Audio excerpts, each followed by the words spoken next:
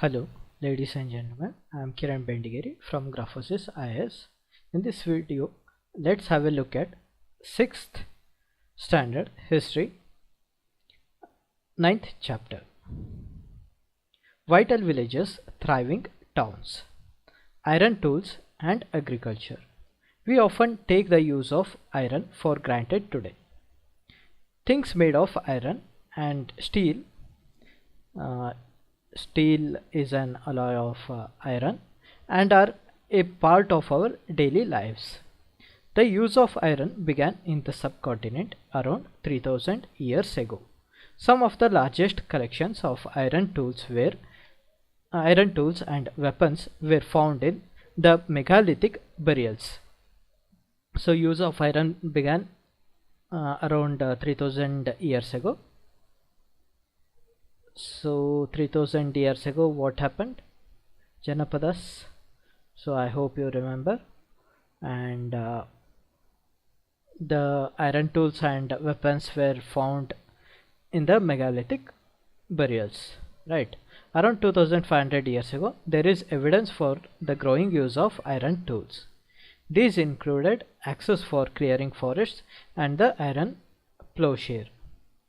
As we had seen, the plowshare was useful for increasing agricultural production, while new tools and the system of transplantation increased production. Irrigation was also used. Irrigation works that were built during this time included canals, wells, tanks and artificial lakes. So it started during 3000 years ago, and growing use, the evidence for the growing use, we can see it as iron tools. These were axes and iron plowshare, right? And irrigation started. Canals, wells, tanks and artificial lakes. Iron tools, sickle, tongs, axe. I hope you know all these things. So this is the axe which we use to cut the wood and all, and tongs to heat to pick the heated metal or something like that, and sickle again to cut the crops and all, right? So if you look at the chart, you will find that some of the stages in the construction of irrigation works as mentioned. So these were the activity part in the book, so this is not needed. Who lived in the villages? There were at least three different kinds of people living in most villages in the southern and northern parts of the continent. In the Tamil region, large landowners were known as Vellar. Ordinary plowmen were known as Ulavar, and landless laborers, including slaves, were known as Kadaisiyar and Adimai. So we have to remember these words: Vellalar, Ullavar, Kadaisiyar. So Ullavar, these are large landowners. Vellalar, these are large landowners. Ullavar, plowman, and landless laborers and slaves, Kadaisiyar, VUK. So I hope you will remember these words. This may be asked in a prelims exam also. So in the northern part of the country, the village headman was known as the Grama Bhojaka. So in northern part, we just saw southern part. In northern part, the village headman, Grama Bhojaka, Grama village Bhojaka headman. Usually men from the same family held the position for generations. We know what is dynasty, right? We can link it to this thing. In other words, the post was hereditary. Hereditary in dynasty and also here. The Grama Bhojaka was often the largest landowner. Generally, he had slaves and hired workers to cultivate the land. Besides, as he was powerful, the king often used him to collect taxes from the village. He also functioned as a judge and sometimes as a policeman. Apart from the Grama Bhojaka, there were other independent farmers known as Grihapatis.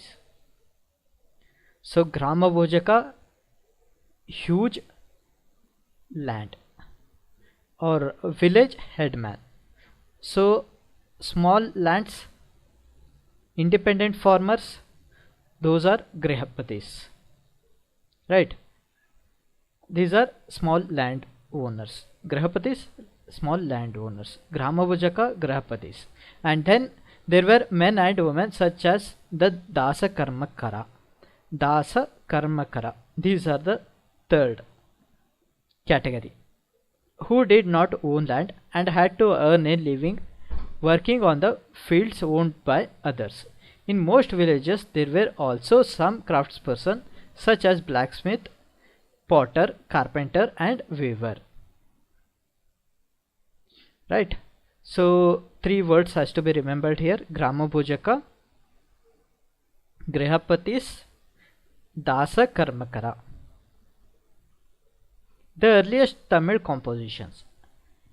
Some of the earliest works in Tamil, known as Sangam literature, were composed around 2300 years ago. So Sangam literature, it was composed 2300 years ago. These texts were called Sangam because they were supposed to have been composed and compiled in assemblies. Composed and compiled in assemblies of poets that were held in the city of Madurai. The Tamil terms mentioned above are found in Sangam literature. So these are the terms which we mentioned just above. These are the terms found in Sangam literature. Finding out about cities, stories, travelers, sculpture and archaeology. You may have heard of the Jatakas. These were stories that were probably composed by ordinary people and then written down and preserved by Buddhist monks. Here is part of a Jataka story which tells us how a poor man gradually became rich. So Jataka, these are the stories composed by ordinary people and written down by Buddhist monks. Okay. Sculptures, there is a story which I haven't mentioned here, right? Sculptors carved scenes depicting people's lives in towns and villages as well as in the forest. Many of these sculptures were used to decorate railings, pillars and gateways of buildings that were visited by people. So sculptures, what they used to do, they used lives of people in towns and villages and also in forest. These sculptures are used to decorate railings, pillars and gateways of buildings.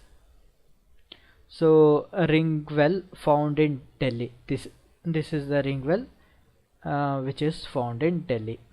A sculpture from Sanchi.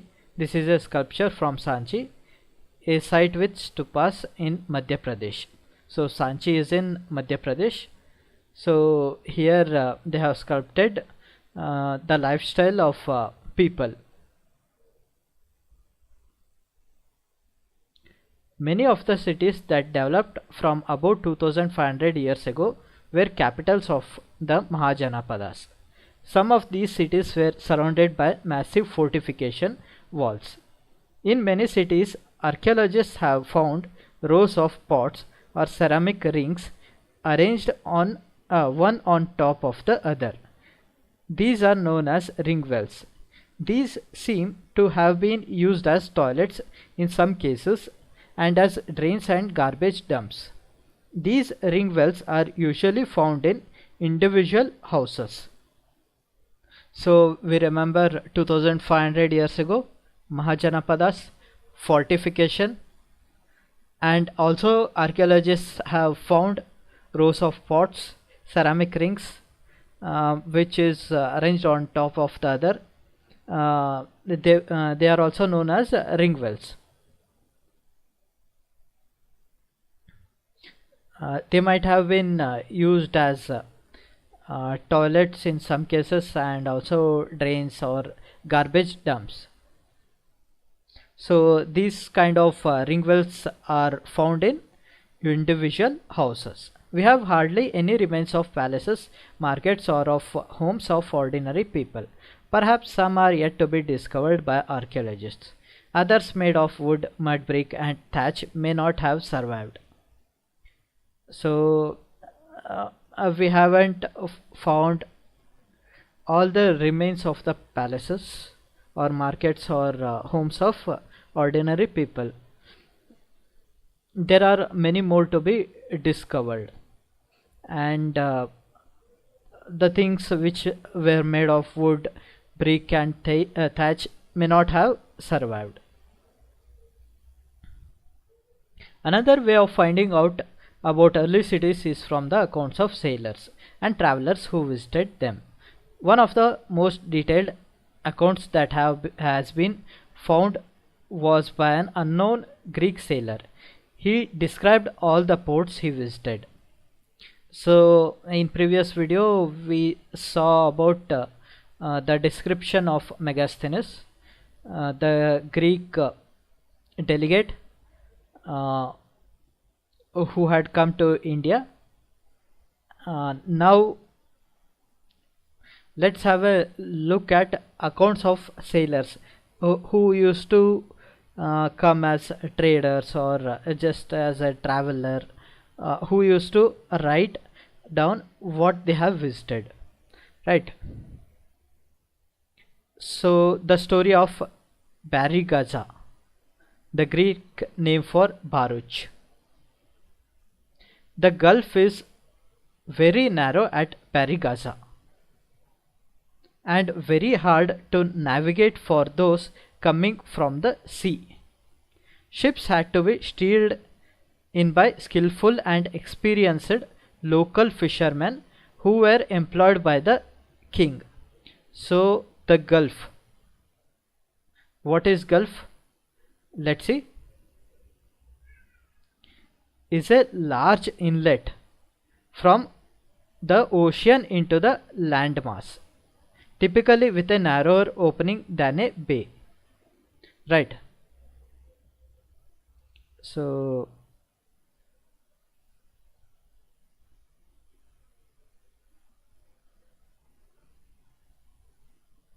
these are the gulfs which we are seeing. So it is very narrow at Barigaza, and the ships had to be steered skillfully. So these were done by local fishermen who were employed by the king.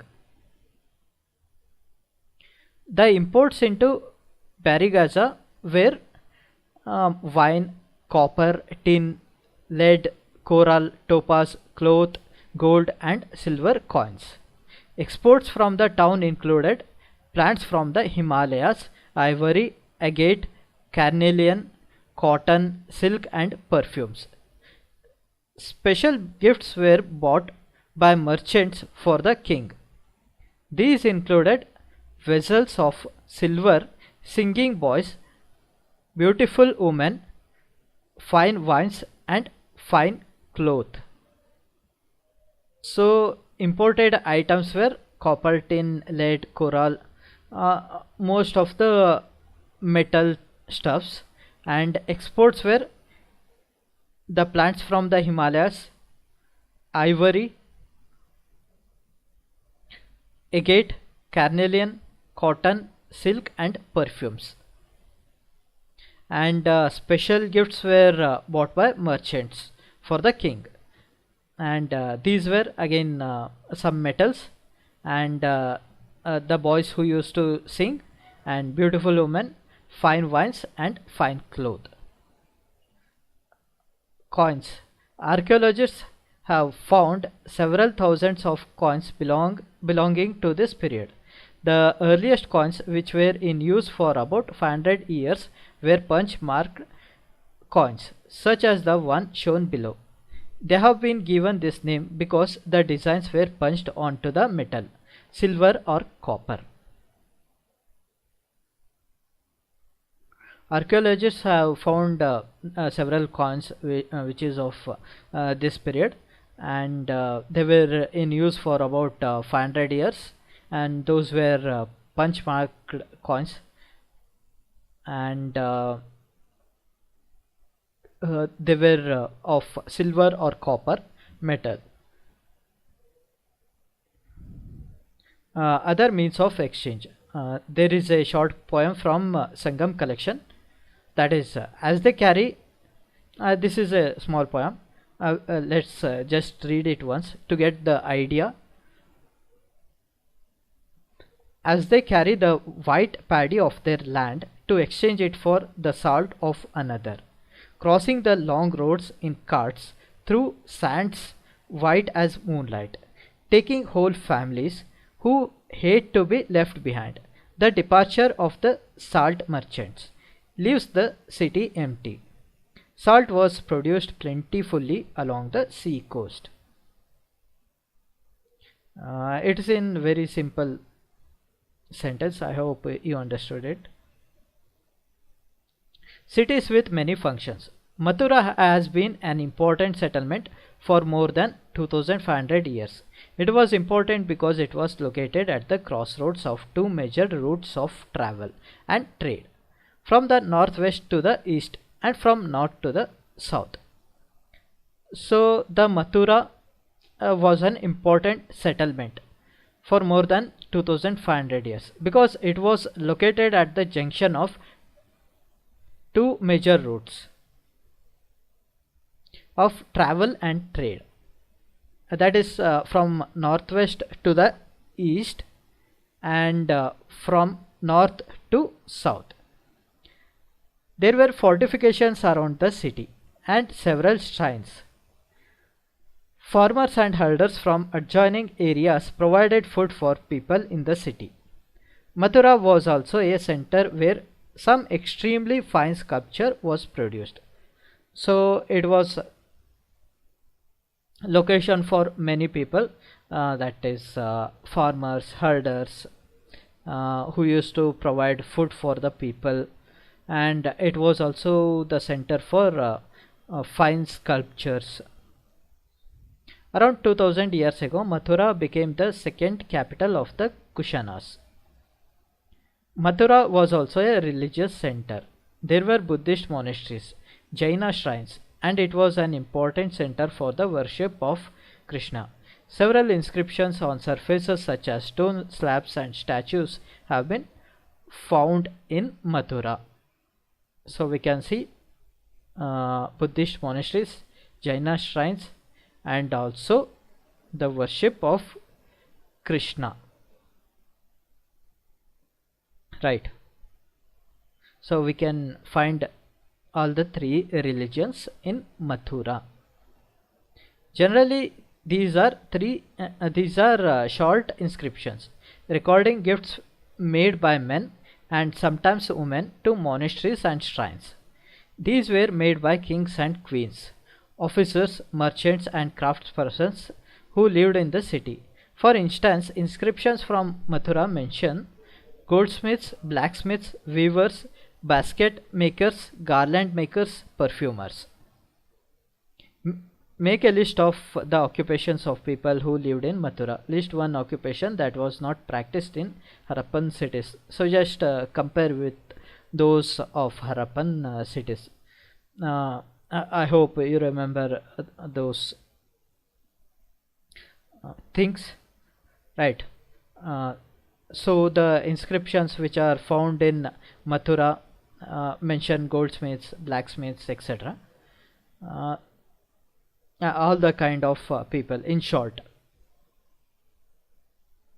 And you have to remember these things, right? These are the important points, important words: goldsmiths, blacksmiths, weavers, basket makers, garland makers, and perfumers, right? Crafts and craftsperson. We also have archaeological evidence for crafts. These include extremely fine pottery known as the northern black polished ware. It gets its name from the fact that it is generally found in the northern part of the subcontinent. It is usually black in color and has a fine sheen. Northern black polished ware, right? It is found in northern part of the subcontinent, and it is usually, as the name suggests, black in color and fine sheen. Remember that the archaeological evidence for many crafts may not have survived. We know from texts that the manufacture of cloth was important. There were famous centers such as Varanasi in the north and Madurai in the south.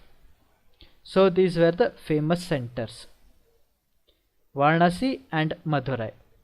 Both men and women worked in these centers. Many craftspersons and merchants now formed associations known as Shrenis. So their associations are known as Shrenis. These Shrenis of crafts persons provided training, produced raw material, and distributed the finished product. These then Shrenis of merchants organized the trade. Shrenis also served as banks where rich men and women deposited money. This was invested and part of the interest was returned or used to support religious institutions such as monasteries. So these kind of things we still follow. So this Shrenis of craftsperson provided training, and they used to procure raw material and distribute finished product, and the Shrenis of merchants, Shrenis of crafts did these things: training, procuring raw material, and distributed the finished product. And what the Shrenis of merchants did, they organized the trade, and Shrenis also served as banks, and they used to get investments from rich men and women, and they used to give they used to return interest, or used to support religious institutions such as monasteries. Rules for spinning and weaving. These rules are from the Arthashastra. They describe how spinning and weaving could be done in workshops under the supervision of a special official. So these are the rules from Arthashastra. Spinning and weaving. This could be done in workshop. Widows, young women who are differently abled, nuns, mothers of courtesans, retired women servants of the king, women who have retired from service in temples may be used for processing wool, bark, cotton, hemp, and flax. So different group of women: widows, young women who are differently abled, nuns, mother of courtesans. These are all different group of women whose service were used in processing of wool, bark, cotton, hemp, and flax. They should be paid accordingly to the quality and quantity of the work. They were paid with respect to quality and quantity of their work. Women who are not permitted to leave their homes can send maid servants to bring the raw material from the superintendent and take the finished work back to him. Women who can visit the workshop should go at the dawn to give their work and receive their wages. The women who are not permitted to leave their homes could send maid servants to bring raw material and to send the finished work, right? And women who could visit the workshop should go at dawn. Dawn means before sunrise, just before sunrise, in the early morning, what we can say, that is called dawn. They could go to workshop at that time and to get wages. If a woman does not complete her work, she will have to pay a fine and her thumbs can be cut off. So we can see that how cruel it was. If she could not complete her work, she will have to pay a fine and her thumbs can be cut off. So it was very cruel at that time. Arikamedu, it's in Pondicherry. Pondicherry is in South India. Between 2200 and 1900 years ago, Arikamedu was a coastal settlement where ships unloaded goods from distant lands. A massive brick structure, which may have been a warehouse, was found at the site. So it was a coastal settlement. So let's have a look at Arikamedu's site in a map. So Arikamedu with Roman links it seems. So this is Pondicherry, and it's a coastal town, we can see, right? So this is Puducherry, Pondicherry, and it is in the southern part of India, right? And we are studying about 2200 to 1900 years ago, and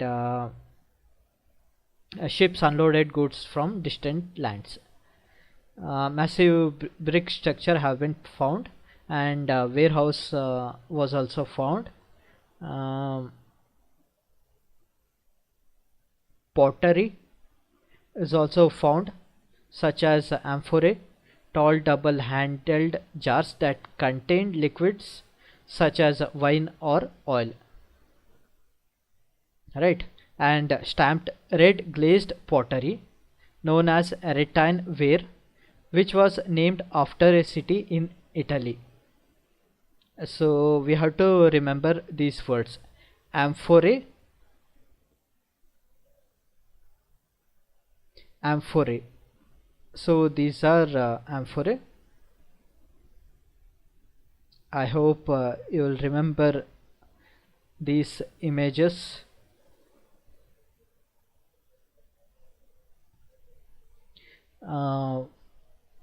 These are from Mediterranean region, which are found in Arikamedu and Aretine.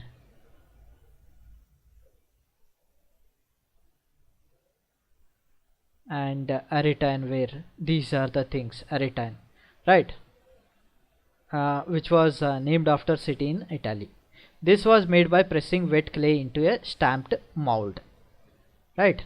There was yet another kind of pottery which was made locally through Roman designs were used.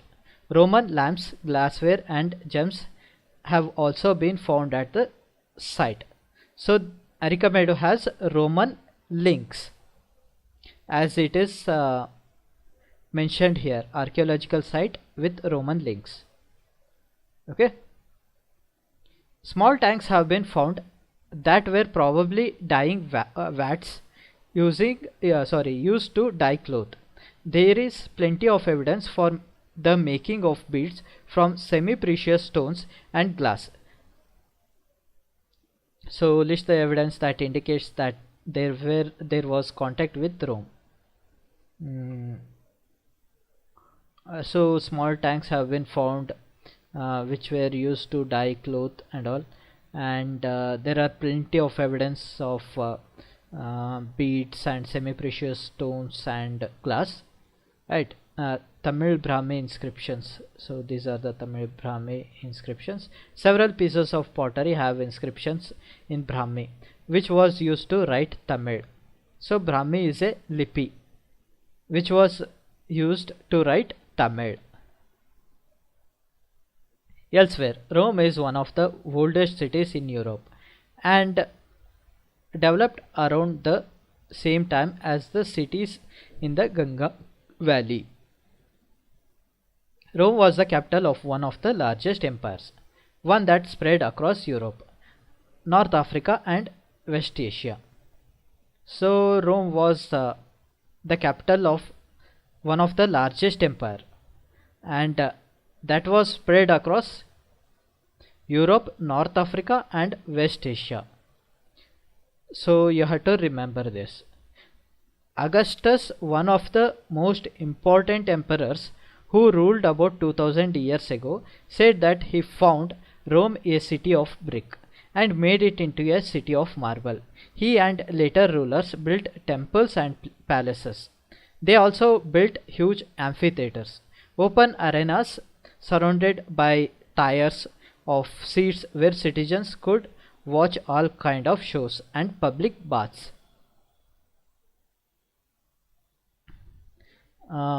So they used amphitheaters. Amphitheaters are those things where huge arenas used to be there, and they were surrounded by tiers of seats where all the people could sit and watch the shows. So this is amphitheater, and also public baths. So there were separate public baths for men and women, where people met and relaxed, right? Huge aqueducts. So these are the aqueducts. Channels to supply water were built to bring water to the city for the baths, fountains and toilets. So they used to bring water using aqueducts. So here the same thing is these are the aqueducts, right? So important dates. Beginning of the use of iron in the subcontinent 3000 years ago. Increase in the use of iron, cities punch marked coins. So increase, later stage 2500 years ago. Beginning of the composition of Sangam literature 2300 years ago. Settlement in Arika Medu 2200 to 1900 years ago. So this is the end of the chapter. Thank you.